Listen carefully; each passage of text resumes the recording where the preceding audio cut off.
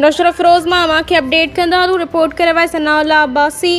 नौशर फ़िरोज़ अरब colony जे रहवासियुनि नाले मुस्मात मारवी ज़ाल ज़मीर तुनियो मीडिया आॾो तहफ़ुज़ जी अपील जी घुर कई आहे। जे वधीक ॻाल्हाईंदे चयो आहे त मुंहिंजी पहिरियों मुड़ुसु नाले शकील अहमद ओॼण मूं सां पहिरियां शादी कई हुई, जंहिंखां पोइ हिन मूंखे तलाक ॾिनी ऐं घरां कढी छॾियो, मगर घर में सही न हलंदो हो, जंहिंखां पोइ मां पंहिंजो ॿियो मुड़ुसु कयो आहे नाले ज़मीर तुनियो सां 4 महीना अॻु नौशर फ़िरोज़ जी अदालत में निकाह कयो ऐं हाणे मां पंहिंजे ॿिए मुड़ुसु ज़मीर तुनियो सां ख़ुशि आहियां। पर मुंहिंजो अॻियो मुड़ुसु सां गॾु मज़हर कलोड़ो अरबाब ओॼण मूंखे तंग करे धमकाए थो, मूंखे ऐं मुंहिंजे मुड़ुसु ज़मीर खे मारण जूं धमकियूं ॾींदो रहियो थो ऐं जंहिंखां पोइ मूं समेत महराब कलोड़ो ज़मीर तुनियो समेत ॿियनि ते कूड़ा केस दाख़िल करे ऐं दरख़्वास्तूं ॾेई रहियो आहे।